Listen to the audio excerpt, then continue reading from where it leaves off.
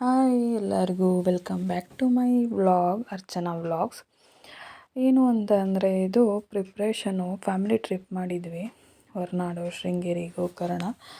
So ಏನು ಅಂದರೆ ಹೊರಗಡೆ ಜಂಕ್ ಫುಡ್ ಎಲ್ಲ ಹೆಲ್ತಿಗೆ ಒಳ್ಳೆಯದಲ್ಲ, ಹೆಲ್ತಿಯಾಗಿರೋ ಫುಡ್ ತಿನ್ನಬೇಕು ಅನ್ನೋ ಕಾರಣಕ್ಕೆ ಡ್ರೈ ಫ್ರೂಟ್ಸ್ ಲಾಡು ಮತ್ತು ಹೋಮ್ ಮೇಡ್ ಕೋಡ್ಬಳೆ ಇದನ್ನು ಮಾಡ್ಕೊಂಡಿದ್ವಿ ಮನೇಲಿ. ಅದಾದಮೇಲೆ ನೈಟು ಬಟ್ಟೆ ಪ್ಯಾಕಿಂಗ್ ಇತ್ತು ಹೆವಿ, ಯಾಕಂದರೆ 3 ದಿನ ಮಕ್ಕಳು ನಾವೆಲ್ಲ ಹೋಗಿದ್ರಿಂದ ತುಂಬ ಕೆಲಸ ಆಯಿತು. ಬಟ್ಟೆ ಪ್ಯಾಕಿಂಗೇ ಆಗೋಯಿತು, 1 to 2 hours ಮೇಲಾಯಿತು ಏನು ಮಾಡಿದ್ದು. ಅದಾದಮೇಲೆ ಗುರುವಾರ ಬೆಳಗ್ಗೆ ಹೊರಟ್ವಿ ನಾವು 9 ಗಂಟೆ ಹಂಗೆ. So weather already rainy, cold climate ಇತ್ತು. ನಾವು ನಮ್ಮ ಹಾಸನ ಜಿಲ್ಲೆ ಎಂಟ್ರಿ ಆದ ತಕ್ಷಣ ಹೆಚ್ಚು ಕಮ್ಮಿ ಸೇವೆ ಹತ್ತತ್ರ ಬಂದ ತಕ್ಷಣ ನಮಗೆ ರೈನು ಸ್ಟಾರ್ಟ್ ಆಯಿತು. ನಮ್ಮಲ್ಲೇ ಚಂದ್ರಪಟ್ಟಣದಲ್ಲಿರುವಂಥ ನಾಗಾ ಗ್ರ್ಯಾಂಡಲ್ಲಿ ಹಾಗೆ ಒಂದು ಕಾಫಿ ಟೀ ಕುಡ್ಕೊಂಡು ಅಲ್ಲಿಂದ ಹೋಗಿದ್ದು ಫಸ್ಟ್ ಹಳೇಬೀಡಿಗೆ. ನಾನು ಹಾಸನ ಜಿಲ್ಲೆಯವಳೇ ಆದ್ರೂ ಕೂಡ ಫಸ್ಟ್ ಟೈಮ್ ನಾನು ಹಳೇಬೀಡು ಬೇಲೂರೆಲ್ಲ ನೋಡಿದ್ದು. ನಿಜವಾಗ್ಲೂ ಪ್ರತಿಯೊಬ್ಬರು ನಮ್ಮ ಕರ್ನಾಟಕದಲ್ಲಿ ನೋಡಬೇಕಾಗಿರೋ ಜಾಗಗಳು, ಪ್ರತಿಯೊಂದು ವಾಸ್ತುಶಿಲ್ಪ ಅಲ್ಲಿ ಕೆತ್ತನೆ ಮಾಡೋರಲ್ಲ, ನಿಜವಾಗ್ಲೂ ಈಗಿನ ಯಾವ ಮಾಡೋಕ್ಕಾಗಲ್ಲ, ಅಷ್ಟು ಡೀಟೈಲಿಂಗಾಗಿ ಮಾಡಿದ್ದಾರೆ. ಮತ್ತು ಮೇಂಟೆನೆನ್ಸು ಅಷ್ಟೇ ತುಂಬ ಚೆನ್ನಾಗಿ ಮಾಡಿದ್ದಾರೆ. ವಿತೌಟ್ ಪ್ಲಾಸ್ಟಿಕ್ ಎಲ್ಲಿರುತ್ತೆ ಅಲ್ಲೆಲ್ಲ ಜಾಗ ಚೆನ್ನಾಗಿರುತ್ತೆ. ಆವಾಗೆಲ್ಲ ಹೆಂಗಿದೆ ಅಂತ ಅಂದರೆ ಆಳ್ವಿಕೆ ಮಾಡಿದ ಟೈಮಲ್ಲಿ ಬೇರೆಯವರು ಬಂದು ಆಕ್ರಮಣ ಮಾಡಿದಾಗ ಎಷ್ಟೋ ಕೆತ್ತನೆಗಳನ್ನ ಹಾಳು ಮಾಡಿದ್ದಾರೆ. ಆ ವಿಷಯ ತುಂಬ ಬೇಜಾರಾಗುತ್ತೆ. ಏನು ಅಂತಂದರೆ ನಮ್ಮದನ್ನು ನಾವು ಉಳಿಸ್ಕೋಬೇಕು. ನಿಜವಾಗ್ಲೂ ಬೇಜಾರಾಗುತ್ತೆ. ಪ್ರತಿಯೊಂದು ಹೊಯ್ಸಳರ ಕಾಲದ್ದು, ಅದು ರಾಜ ವಿಷ್ಣುವರ್ಧನ ಅವರು ಆಳಿದಂತಹ ಕಾಲದ್ದದು. ಹೊಯ್ಸಳರು 200 ವರ್ಷಗಳ ಕಾಲ ಆ ಜಾಗದಲ್ಲಿ ಆಳ್ವಿಕೆ ಮಾಡಿ 1521 ದೇವಸ್ಥಾನಗಳನ್ನು ನಿರ್ಮಿಸಿದ್ದಾರೆ. ಅದರಲ್ಲಿ 952 ಜಾಗಗಳಲ್ಲಿ ಇರೋದು ಕಂಡಿದೆ ಏನು ದೇವಸ್ಥಾನಗಳು. 452 ಮಾತ್ರ ಸದ್ಯಕ್ಕೆ ಉಳ್ಕೊಂಡಿರೋದು. ಇವುಗಳಲ್ಲಿ ಹೆಚ್ಚಾದವು ನಮ್ಮ ಹಾಸನ ಜಿಲ್ಲೆಯಲ್ಲೇ ಇವೆ.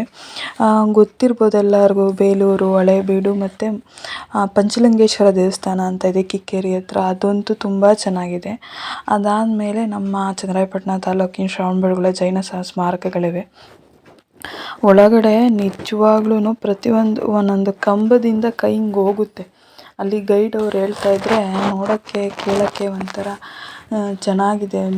ಏನು ಅಂತಂದರೆ ಅದು ದಕ್ಷಿಣ ಭಾರತದ ಸುವರ್ಣ ತ್ರಿಕೋನ ಎಂದು ಕರೀತಾರಂತೆ ಈ ಜಾಗಗಳನ್ನ, ಹಳೇಬೀಡು, ಬೇಲೂರು ಮತ್ತು ಶ್ರವಣಬೆಳಗೊಳಗಳನ್ನು. ರಾಜ ವಿಷ್ಣುವರ್ಧನ ಅವತ್ತಿನ ಕಾಲದಲ್ಲಿ ನೋಡಿ ಎಷ್ಟು ಸುಂದರವಾಗಿ ಕಟ್ಟಿದ್ದಾರೆ ಈ ದೇವಸ್ಥಾನಗಳನ್ನ ಅಲ್ವಾ. ಸಂತೋಷ ಆಗುತ್ತೆ ನೋಡೋಕ್ಕೆ, ಮಾಡಲಿಕ್ಕೆ, ಅಲ್ಲೆಲ್ಲ ತಿರುಗಾಡಲಿಕ್ಕೆ. ಪ್ರತಿಯೊಂದು ನಾಟ್ಯ, ಎಸ್ಪೆಷಲಿ ಹೊಯ್ಸಳರ ಕಾಲದ ರಾಷ್ಟ್ರ ಲಾಂಛನ ಆಗಿತ್ತಲ್ಲ ಸಿಂಹಧ್ವಜ, ಅದನ್ನು ತುಂಬ ಚೆನ್ನಾಗಿ ನಿರ್ಮಿಸಿದ್ದಾರೆ ಅವರು. ನೋಡಿ ಎಷ್ಟು ನೀಟಾಗಿ ಡೀಟೈಲಿಂಗಾಗಿ ವಿಡಿಯೋ ಇದೆ ಇದರಲ್ಲಿ ಅಂತ ಅಂದರೆ, ಅದರಲ್ಲಿ ಎಷ್ಟೊಂದು ಹಾಳಾಗಿದೆ. ತಬಲಗಳು, ನೃತ್ಯ ಕಲೆಗಳು, ಸಂಗೀತ ವಾದ್ಯಗಳು, ಮತ್ತು ಒಂದು ದೊಡ್ಡ ನಂದಿ ಇದೆ. ನೀವು 2 ಸ್ಪೇಸಲ್ಲಿ ಅಂದರೆ ಎಂಟ್ರಿ ಎಕ್ಸಿಟ್ ಏನಿದೆ ಸೇಮ್ ಟು ಸೇಮ್ ಇದೆ. ಅದು ತುಂಬ ಚೆನ್ನಾಗಿದೆ. ಅದು ಸೇಮ್ ಟು ಸೇಮ್ ಹೇಗೆ ಹೋದರೂ ಅದೇ ಥರ ಇದೆ. ದೊಡ್ಡ ನಂದಿ ಇದೆ ನೋಡಿ. ನಮ್ಮ ಮನೆ ಮಕ್ಕಳುಗಳೆಲ್ಲ ಆಟ ಆಡೋದೇ ಆಯಿತು ಅಲ್ಲೆಲ್ಲ. ಎಷ್ಟು ಚೆನ್ನಾಗಿದೆ ನೋಡಿ. ಅಲ್ಲಿ ನೋಡಿ ಅಳುಗುಳಿ ಮನೆಯೂ ಸಹಿತ ಅಲ್ಲಿ ಕೆತ್ತನೆ ಮಾಡಿದ್ದಾರೆ ಆಟ ಆಡಲಿಕ್ಕೆ. ಜೈನ ಬಸದಿಗಳಿದೆ. ಹಾಗೆ ಅಲ್ಲಿಂದ ಬಂದರೆ ಇದೆಲ್ಲ ಹೋಗಿದೆ ಏನು ಶಿಲ್ಪಕಲೆಗಳು, ಅದನ್ನು ಪಾಪ ಅವ್ರು ಒಂದು ಕಡೆ ಸ್ಟೋರ್ ಮಾಡಿದ್ದಾರೆ. ಅಲ್ಲಿ ಚಪ್ಪಲಿ ಹಾಕೊಂಡು ಒಳಗಡೆ ಎಂಟ್ರಿ ಇಲ್ಲ ಅಂತ ಅಂದರು ನೋಡಿ. ಹಂಗೂ ನಾನೊಂದು ಸ್ವಲ್ಪ ವೀಡಿಯೋ ಮಾಡಿಕೊಂಡೆ. ಅದಾದಮೇಲೆ ಮಕ್ಕಳನ್ನ ಕರ್ಕೊಂಡೋದ್ಮೇಲೆ ಅವ್ರುಗಳಿಗೆ ಆಟ ಸಾಮಾನಂತೆ ಕಾಯ್ಕಂತಲ್ಲಿ ಮಾಡೋರೆ 100 ರೂಪಾಯಿ ಅಂದರು. ಅಲ್ಲಿಂದ ಹೊರಟ್ವಿ ನಾವು. ಹೊರಟಿದ್ದೆ ನಾವು ನೆಕ್ಸ್ಟು ಬೇಲೂರಿಗೆ ಹೋದ್ವಿ. ಬೇಲೂರಿಗೆ ಹೋದರೆ ಹೆವಿ ಮಳೆ.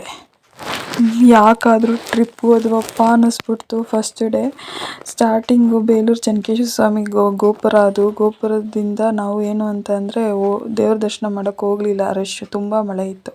ಫಸ್ಟ್ ಹೋಗಿದ್ದೆ ಊಟಕ್ಕೆ. ಊಟ ಚೆನ್ನಾಗಿತ್ತು. ಊಟ ಮುಗಿಸ್ಕೊಂಡು ಆ ಮಳೆಯಲ್ಲೇ ಸರಿ ಹೋಗೋಣ, ಟೈಮ್ ಪಿಕಪ್ ಆಗೋಲ್ಲ ಅಂದ್ಬಿಟ್ಟು ಹೊರಟ್ವಿ. ಬೇಲೂರು ಚೆನ್ನಕೇಶವ ಸ್ವಾಮಿ ದೇವಸ್ಥಾನಕ್ಕೆ ದೇವರು ಎದುರಿಗೇನೆ ತುಂಬ ಚೆನ್ನಾಗಿ ಕಾಣುತ್ತೆ.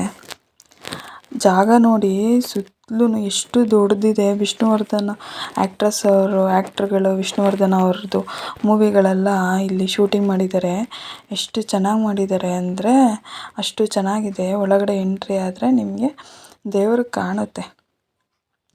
ಅದಾದಮೇಲೆ ನೆಕ್ಸ್ಟು ನಿಜವಾಗ್ಲೂ ಇರೋದು ಮಜಾ ಏನು ಅಂತ ಅಂದರೆ ಶಿಲ್ಪಕಲೆ ನೋಡಿ.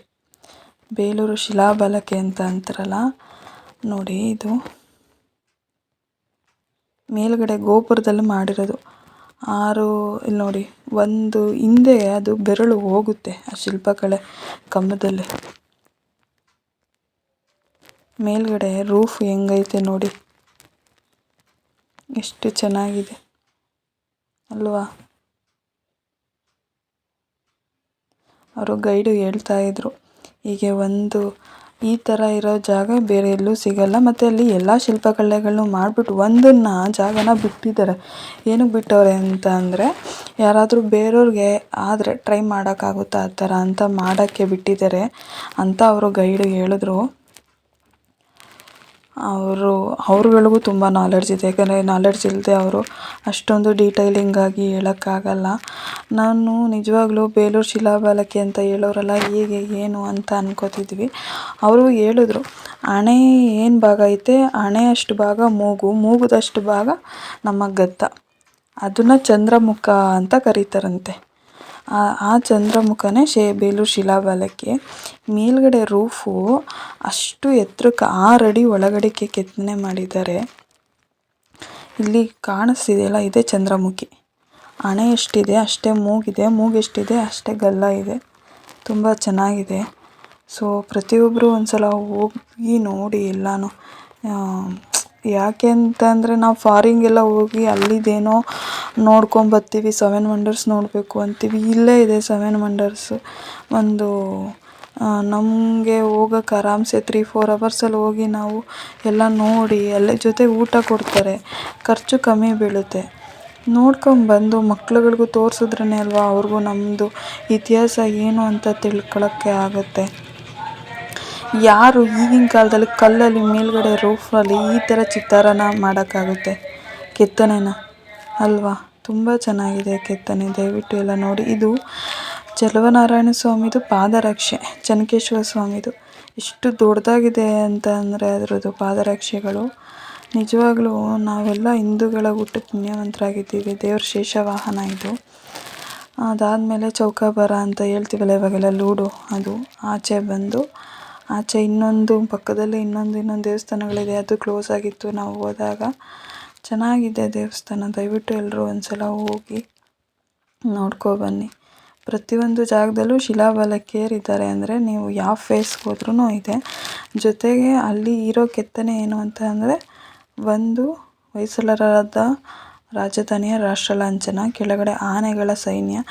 ಏನಕ್ಕೆ ಅದು ಹಾಕಿದ್ದಾರೆ ಅಂದರೆ, ಆನೆಗಳನ್ನ ಕೆತ್ತಿದ್ದಾರೆ ಅಂತ ಅಂದರೆ ಆ ಸಮಯದಲ್ಲಿ ಆನೆಗಳು ತುಂಬ ಸಹಾಯ ಮಾಡಿದ್ದು ಆ ಕಲ್ಲನ್ನೆಲ್ಲ ಹೊರೋದಕ್ಕೆ ಮಾಡಲಿಕ್ಕೆ ಅಂದ್ಬಿಟ್ಟು. ಅದಾದಮೇಲೆ ಹೊಯ್ಸಳರ ರಾಷ್ಟ್ರ ಲಾಂಛನ, ಅದಾದಮೇಲೆ ಶಿಲಾಬಾಲಿಕೆಯರ ಕೆತ್ತನೆಗಳು, ವಿವಿಧ ಪೋಸ್ಗಳು ಅಲ್ಲಿ ಇರುವಂಥದ್ದು. ಅದನ್ನೆಲ್ಲ ಅಲ್ಲಿ ಮೇಂಟೈನ್ ಮಾಡ್ಕೊಂಬಂದಿದ್ದಾರೆ ನೀಟಾಗಿ. ಅದೇ ಖುಷಿ. ಅದನ್ನು ಮುಗಿಸ್ಕೊಂಡು ನಾವು ಕಳಸ ಮಾರ್ಗವಾಗಿ ದೇವರ ಮನೆ ವ್ಯೂ ಪಾಯಿಂಟ್ ಐತೆ, ಅಲ್ಲೂ ಹೋಗೋಕ್ಕಾಗಲಿಲ್ಲ. ದೇವರ ಮನೆ ವ್ಯೂ ಪಾಯಿಂಟ್ಗೆ ಮಳೆ ಜಾಸ್ತಿ ಆಗೋಯಿತು. ಬಟ್ ಎಷ್ಟು ಚೆನ್ನಾಗಿದೆ ವೆದರ್ ಅಂತಂದರೆ ಮಸ್ಮರೈಸಿಂಗ್ ಅಂತ ಹೇಳ್ತಾರಲ್ಲ, ಆ ಥರನೇ ಇತ್ತು. ನೋಡಿ ಖುಷಿ ಆಯಿತು ವಾತಾವರಣ. ಅಂತ ಮಳೆಯಲ್ಲಿ ಜೊತೆಯಲ್ಲಿ ನಮ್ಮ ಪಯಣ ಸಾಗಿತು.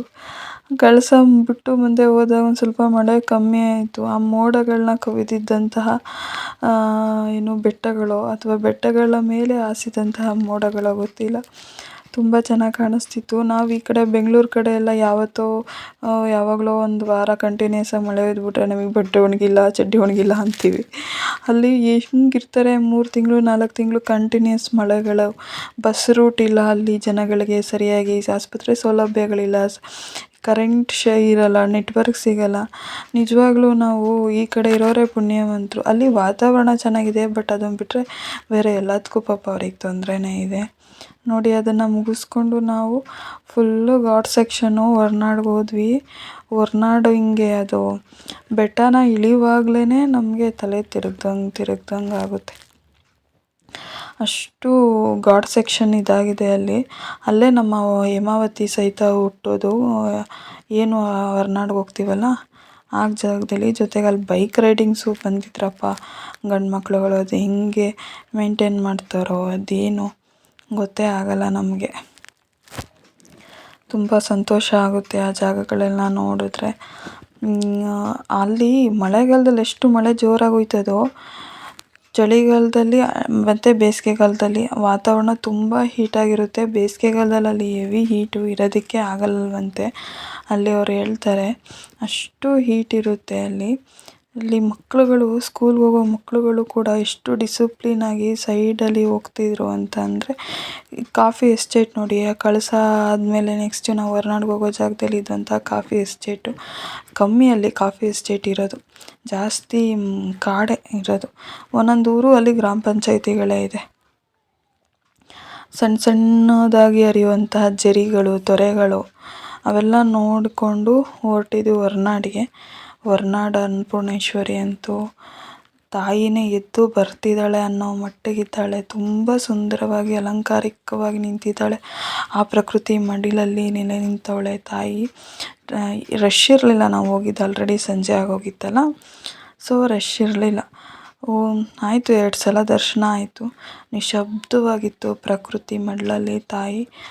ನೀವು ನಿಜವಾಗ್ಲೂ ನನಗಲ್ಲಿ ಹೋದಾಗ ಎಂಥ ಆನಂದ ಆಯಿತು ಅಂದರೆ ಪರಮಾನಂದವೇ ಆಗೋಯಿತು.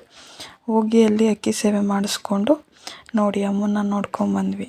ಥ್ಯಾಂಕ್ ಯು ಎಲ್ಲರಿಗೂ.